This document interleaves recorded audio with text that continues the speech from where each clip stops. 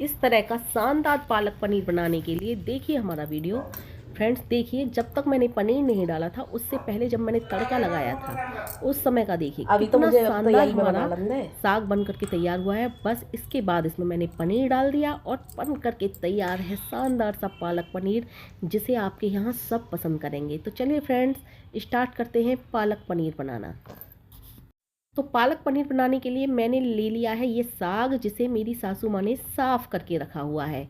और देखिए ये थोड़ी सी ही सरसों ली है मैंने, क्योंकि ये पालक पनीर है तो पालक का इस्तेमाल हम ज़्यादा करेंगे। ये थोड़ी सी सरसों है और इसके बाद सारा का सारा है ये पालक।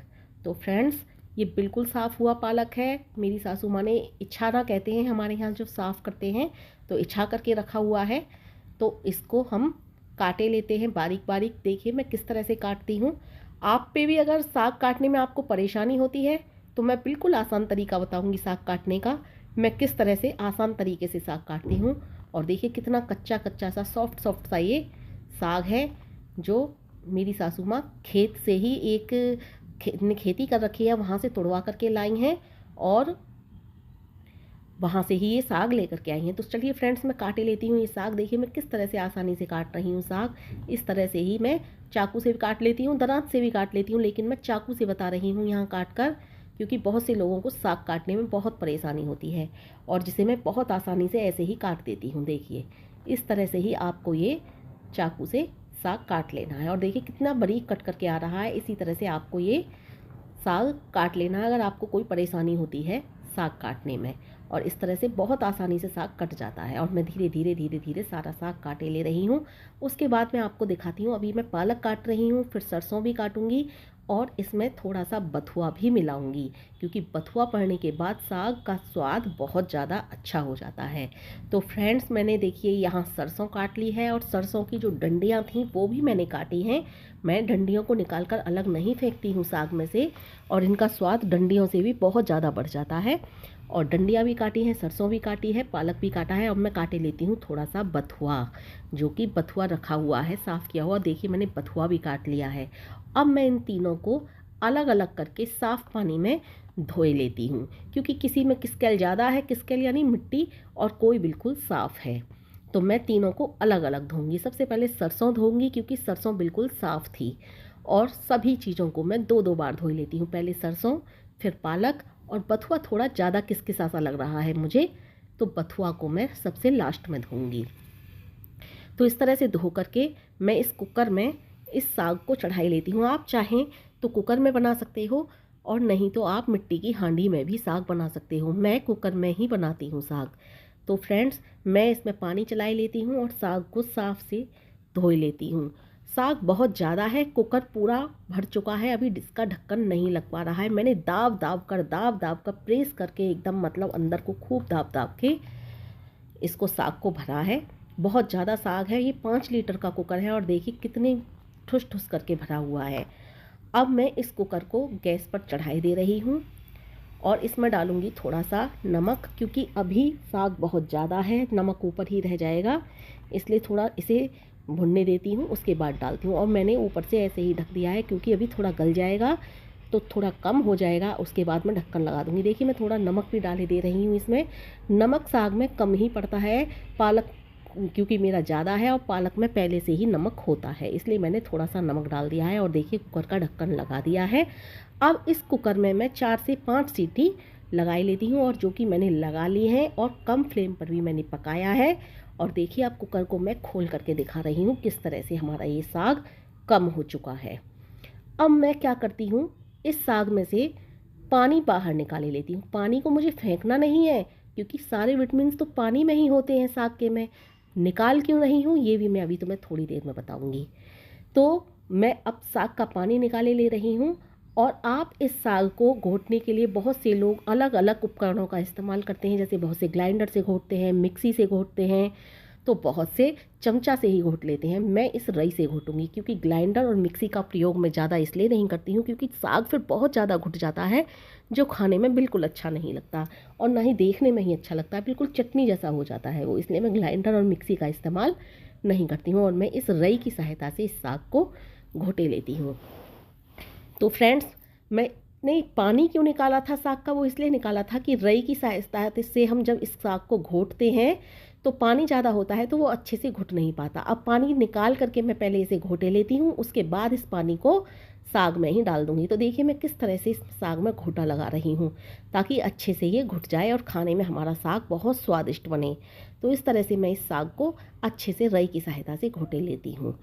अब फ्रेंड्स आती है आलन की बात। आलन यानी कि इसमें जो लगाया जाता है साग में, थोड़ा सा आटा या फिर बेसन या फिर मक्का का आटा या फिर बाजरे का आटा। तो बहुत से लोग बहुत तरीके से साग बनाते हैं। मैं इसमें बेसन का आलन लगाऊंगी, यानी कि थोड़ा सा बेसन घोल करके इसमें डालूंगी। बहुत से लोग मक्के का भी लगाते हैं, गेहूं का भी लगाते हैं और बाजरे का भी लगा लेते हैं। तो ये बेसन लिया है मैंने और मैं इस बेसन को अच्छे से पानी में घोले लेती हूँ। मैंने छान लिया है क्योंकि हल्की फुल्की इसमें कभी कभी गांठें होती हैं, वो घुल नहीं पाती हैं। मैंने अच्छे से छलनी से छाना है इस बेसन को और अब मैं इसमें घोल करके साग में इस बेसन को डालने वाली हूँ। तो इसको भी मुझे अच्छे से घोलना है ताकि एक भी गांठ ना रह जाए इस बेसन में। तो मैं अच्छे से इस बेसन को घोले ले रही हूँ और घोलने के बाद इस बेसन को साग में ही हम डाल देंगे। और अभी मैंने वो पानी नहीं डाला है, मैं उस पानी को भी साग में ही डालने वाली हूँ जो मैंने पानी घोटने से पहले साग का पानी निकाला था। तो फ्रेंड्स इस तरह से मैं इस बेसन को घोले ले रही हूँ और घोलने के बाद साग में डालूँगी। आप चाहें तो किसी भी चीज़ का आलन लगा सकते हैं। क्योंकि मेरा साग थोड़ा ज़्यादा है इसलिए मैंने बेसन भी थोड़ा ज़्यादा लिया है। हमारी फैमिली बड़ी है इसलिए मुझे ज़्यादा ही बनाना पड़ता है साग। और हमारे यहाँ साग भी खाते हैं, कुछ लोगों को पसंद है तो कुछ लोगों को नहीं पसंद, इसलिए थोड़ा जिनको पसंद नहीं है उनके हिसाब से कम ही है साग। अगर सबको पसंद होता तो ये साग कम पड़ने वाला था हमारे घर में, क्योंकि हमारा परिवार बड़ा है। तो फ्रेंड्स मैंने देखिए ये घोल लिया है और घोलने के बाद इसको मैं इसी के अंदर डाल रही हूँ। और देखिए मैंने इसके अंदर डाल लिया है और मैं अब इसमें इसको मिला दूँगी। थोड़ा इस कटोरे को भी साफ़ करके धो करके इसी में डाले ले रही हूँ और इसे देखिए फिर से रई की सहायता से इसी में घोट करके चला रही हूँ। और साग हमारा बहुत अच्छा और फर्स्ट क्लास बन करके तैयार होगा फ्रेंड्स, क्योंकि साग को घुटा हुआ अच्छा होना चाहिए। साग आपका ज़्यादा भी घुटा हुआ नहीं होना चाहिए, एकदम ज़्यादा जो पीस देते हैं तो वो लोहे जैसा हो जाता है तो वो भी अच्छा नहीं लगता है। तो देखिए मैंने कटोरा भी बिल्कुल साफ़ करके इसमें डाल लिया है। और आलन भी तुम्हारा परफेक्ट होना चाहिए, ज़्यादा नहीं होना चाहिए या कम नहीं होना चाहिए। ज़्यादा हो जाता है तो भी अच्छा नहीं लगता और कम रह जाता है तब भी अच्छा नहीं लगता। तो देखिए मैंने इतनी साग में इतना बेसन डाला है और अभी मैं जब इसे गैस पर रख कर के खदकाऊंगी तब आलन का पता उस समय चलता है कि कम है या परफेक्ट है। तो मैं देखिए ये जो साग का पानी था निकला हुआ वो भी इसी में मैं अब डाले ले रही हूँ। तो देखिए मैंने ये साग का पानी भी इसी में डाल दिया और अब मैं इसे चला करके अच्छे से इसे फिर से गैस पर रखे दे रही हूँ उबलने के लिए। और ये हमें उबालना है बहुत अच्छे से, क्योंकि साग को उबालने में ही स्वाद आता है। साग को जब उबालते हैं ना, ज़्यादा अच्छे से उबल जाता है जब साग, तो इसका स्वाद बढ़ जाता है। तो देखिए मैं इसको उबालने के लिए रखे दे रही हूँ और इसको बार बार चलाते रहना है। अगर हम नहीं चलाते हैं तो आलन नीचे, यानी कि जो बेसन डाला है हमने, वो नीचे लग जाता है, इसलिए इसे बार बार थोड़ी थोड़ी देर पर चलाना होता है। और अब यहाँ पर हम साग में तड़के की तैयारी कर लेते हैं। ये 3 टमाटर, 3 प्याज, थोड़ी सी लहसुन की कलियां। आपको टमाटर प्याज लहसुन ज़्यादा लग रहा होगा, लेकिन फ्रेंड्स साग हमारा बहुत ज़्यादा है। और ये ली है मैंने अदरक, तो मैं इन सबको काट लेती हूँ। आप अपने साग के अकॉर्डिंग ही सारी चीज़ें लीजिए। और मैंने ली है थोड़ी सी हरी मिर्ची, तो मेरा साग ज़्यादा है इसलिए मैंने थोड़ी थोड़ी ज़्यादा चीज़ें ली हैं। और ये है पनीर हमारा, जो मैं इतना सारा पनीर नहीं डालूँगी, थोड़ा डालूँगी, लेकिन रख लिया है मैंने निकाल करके। तो फ्रेंड्स चलिए कर लेती हूँ तैयारी। और ये साग जो है मुझे बार बार चलाना होगा, क्योंकि नीचे बेसन जो होता है वो लग जाता है, तो इसलिए थोड़ी थोड़ी देर पर हमें ये चलाते रहना है। तो देखिए फ्रेंड्स हमारे साग में आ चुका है इधर उबाल, और अभी हमें गैस बंद नहीं करनी है। अब ये साग जो उबल रहा है इसको और उबलने देना है, और जैसे जैसे ये उबलेगा वैसे वैसे हमारा साग का स्वाद बहुत ज़्यादा बढ़ जाएगा। और गैस का फ्लेम कर देती हूँ कम और ढक कर के इसे अब मुझे उबालना है अच्छे से। तो चलिए फ्रेंड्स, मैं कर लेती हूँ साग में तड़के की तैयारी। और ये उबल रहा है अच्छे से, मंदी मंदी गैस पर इसे आपको कम से कम 10 मिनट उबालना है। देखिए इतना ज़्यादा साग उबल रहा है कि इसके छींटे देखिए आप कुकर में से निकल निकल करके बाहर आ रहे हैं उबलते हुए। और मुझे ये मंदी मंदी गैस पर खूब देर उबालना है, यानी कि खूब देर उबालना है, कम से कम 10-15 मिनट तो उबालना ही है। अभी कम से कम कहा है, ये तो मैंने 20 मिनट भी हो जाएं तो भी कोई बात नहीं। और देखिए इधर मैंने ये लहसुन की कलियां छीन ली है, अदरक बरीक बरीक काट ली है, और मेरी इधर टमाटर प्याज और टमाटर प्याज और हरी मिर्च भी तैयार है।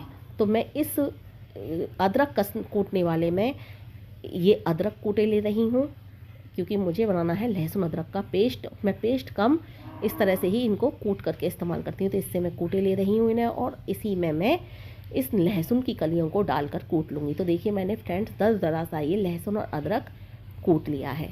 तो चलिए अब कर लेते हैं तड़के की भी तैयारी। और देखिए हमारा साग कितना खदक खदक करके ऊपर को उफन उफन जा रहा है, सारे में छींट ही छींट हो गई है साग की, इसलिए मैंने ये ढक करके पकाया था। और देखिए अभी खदक रहा है। और अब मैं कर देती हूँ, बहुत देर हो गई है इसे उबलते उबलते, और अब मैं कर देती हूँ गैस का फ्लेम बंद और चढ़ाई लेती हूँ कढ़ाई। देखिए कितना खदका है कि खदक खदक कर इसने पूरा कुकर गंदा कर दिया, चारों तरफ गैस गंदी कर दी। और अब इसमें सबसे ज़्यादा जो साग का स्वाद बढ़ाती है वो चीज़ डालूंगी, हींग, जो मैं गैस से उतारने के बाद ही डालती हूँ। गैस से नीचे उतारा साग और इसमें डाल दी हींग। अभी इसमें तड़का लगाएंगे। तड़के में भी मैं हींग नहीं डालती हूँ, हींग मैं ऐसे ही कच्ची डालती हूँ। अगर आपके पास डली वाली हींग है तो आप पानी में घोल करके डालिए, या फिर बनते हुए साग में जब जिस समय आप उबालें उस समय डाल दीजिए, धीरे धीरे वो अपने आप घुल जाएगी। तो देखिए फ्रेंड्स साग कितना अच्छा बन करके तैयार हुआ है हमारा। चलिए अब लगा लेते हैं इसमें तड़का। ये मैंने कढ़ाई चढ़ा दी है और इसमें डाल दिया है सरसों का तेल। और सरसों का तेल डालने के बाद इसमें चटका दिया है मैंने जीरा, क्योंकि तेल हमारा गर्म हो चुका है। और जीरा चटकाने के बाद इसमें डालेंगे हम अपनी कटी हुई प्याज। जो हमारी कटी हुई प्याज है वो सारी की सारी मैं इसके अंदर डाले दे रही हूँ। और इस प्याज को थोड़ा सा भुने लेते हैं और साथ में डाल देते हैं अपनी वो मिर्ची, जो मैंने मिर्च तैयार की हैं। देखिए इनमें थोड़ा थोड़ा आप छेद कर लें मिर्चों में, नहीं तो वो उफन उफन कर चटक चटक कर जलने का खतरा रहता है। तो मैंने हल्का हल्का छेद कर लिया था, आपको दिखाना भूल गई थी। इधर मैंने काट लिए हैं पनीर के छोटे छोटे टुकड़े। तो फ्रेंड्स इधर मैंने ये लहसुन अदरक का जो पेस्ट था, थोड़ी सी हल्की सी गुलाबी प्याज होते ही ये भी डाल दिया है। और इसे भी डाल करके भूने लेते हैं, क्योंकि हल्की थोड़ी देर में डाला है। लहसुन अदरक का पेस्ट पतला होता है और ये मैंने थोड़ा दरदरा सा कूटा था। थोड़ी प्याज गुलाबी होने के बाद ही मैंने डाल दिया था। देखिए प्याज का रंग कितना गुलाबी हो चुका है, प्याज हमारी भुन चुकी है। अब मैंने डाल दिए हैं इसमें टमाटर, गुलाबी होने के बाद ही टमाटर डाले हैं मैंने। और अब इसमें डालूंगी टमाटर को गलने के लिए थोड़ा सा नमक, क्योंकि साग में भी नमक पड़ा हुआ है। पहले आप साग के नमक टेस्ट कर लें कि कैसा है। अगर साग में नमक तेज़ है तो आप टमाटर में नमक ना डालें। मैंने साग में पहले ही कम नमक डाला था, क्योंकि मुझे पता है पालक में नमक होता है। और देखिए अब मैंने थोड़ा सा केवल टमाटर गलने के लिए इसमें नमक डाला है। और मैं टमाटरों को इनको अच्छे से गलाए लेती हूँ। टमाटर अच्छे से गलाने के बाद हमारा साग का तड़का तैयार हो जाएगा। तो फ्रेंड्स मैं साग में ये टमाटर जो हैं गलने के बाद ही डालें। बहुत से लोग साग में टमाटर पसंद नहीं करते हैं, ये आपकी चॉइस के ऊपर है। आप टमाटर डालना चाहें तो डालें, वरना प्याज और लहसुन का ही तड़का लगा सकते हैं। लेकिन हमारे यहाँ कोई नहीं खाता जब तक कि टमाटर ना पड़ जाए साग में। तो फ्रेंड्स मैंने टमाटरों को अच्छे से गला लिया है। अब इन टमाटरों को गलाने के बाद थोड़ा सा घोटा लगाया है और गैस का फ्लेम कर दिया है बंद। अब इसमें डालूंगी मैं अपना बना हुआ साग, जो हमने साग बना रखा है।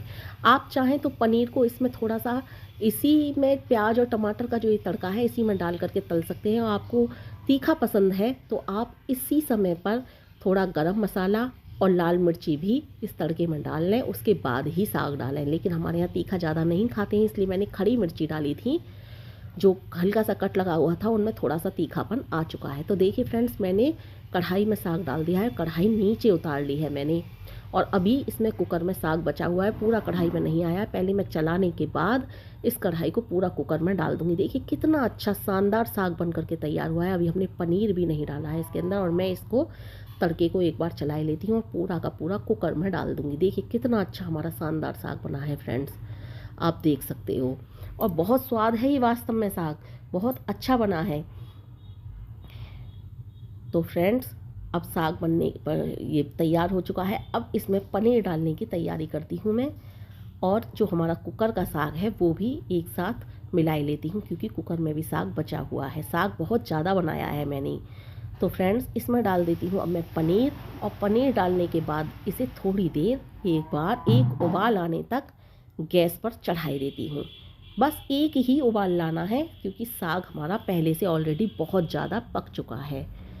और आप चाहें तो मैंने कहा था उसी तड़के में आप पनीर को डाल करके एक बार चला करके डाल सकते हैं, लेकिन मैं कच्चा पनीर ही डालती हूँ, क्योंकि मुझे कुछ भी गुणवत्ता नष्ट नहीं चाहिए। साग में सारे के सारे गुण चाहिए, इसलिए मैं पनीर को कभी तलती और भूनती नहीं हूँ। आप चाहें तो तल करके डाल सकते हैं, ज़्यादा आपको स्वाद चाहिए तो, लेकिन मैं स्वाद पर कम, सेहत पर ज़्यादा ध्यान देने वाले चीज़ें बनाती हूँ। और जिसमें स्वाद और सेहत दोनों हो फिर तो बात ही क्या है। तो देखिए फ्रेंड्स, बन चुका है हमारा साग। साग बन करके बिल्कुल तैयार है। कितना अच्छा साग बना है, जो स्वादिष्ट भी है, सेहतमंद भी है। आप इस तरह से साग बनाएं एक बार, मैं सच बता रही हूँ, आपको स्वाद भी लगेगा और सेहत भी बनेगी। तो फ्रेंड्स, मेरा अगर वीडियो आपको पसंद आता है तो प्लीज़ लाइक करिए, कमेंट करिए, शेयर करिए, मेरे चैनल को सब्सक्राइब करिए।